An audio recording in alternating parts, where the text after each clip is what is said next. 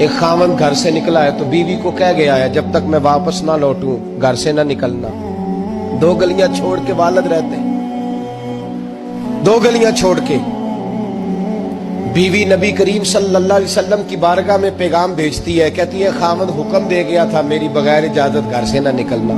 اب تو بیوی کہتی ہے میں پڑھی لکھی ہوں. کل میں ایک اسکالر کو سن رہی تھی, وہ کہہ رہا تھا بیوی کے بڑے حقوق ہیں, جو مرضی چاہے کر سکتی ہے, اور اللہ خیر کرے اگر بیوی بی ایڈ کر لے پھر تو معاملہ ہی ختم ہو گیا. وہ کہتی ہے تو مجھے کر فارغ. خاوند جہاد پہ چلا گیا, کسی سفر پہ چلے گئے, کہہ گئے میری اجازت کے بغیر گھر سے نہ نکلنا. والد بیمار ہو گئے. خاتون حضور کی بارگاہ میں پیغام بھیجتی ہے, کہتی ہے یا رسول اللہ خاوند حکم دے گیا تھا گھر سے نہ نکلنا, والد بیمار ہے, کیا حکم ہے؟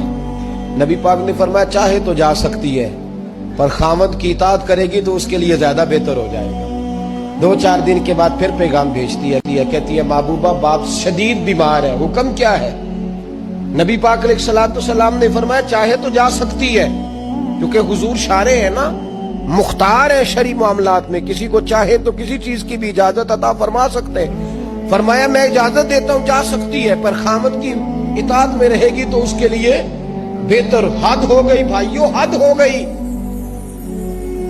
عرض کرتی ہے حضور باپ انتقال کر گیا ہے, باپ انتقال کر گیا, بیٹی ہوں کیا کروں, رہ نہیں سکتی.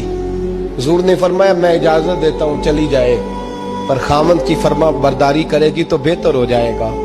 صحابہ کہتے ہیں پہلے وہ پیغام بھیجتی تھی, جب باپ کا انتقال ہوا تو اس شام مصطفیٰ نے پیغام بھیجا, فرمایا پتہ کرو گئی تو نہیں, پتہ کرو گئی تو نہیں.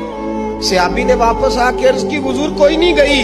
فرمایا جاؤ اسے جا کے میری طرف سے خوشخبری دے دو کہ تو نے اپنے خاوند کی فرما برداری کی ہے, رب کریم نے تجھے بھی بخش دیا ہے, تیرے باپ کی بھی بخشش فرما دی, تیرے اس عمل نے تیرے باپ کی بخشش کا سبب بنا دیا ہے.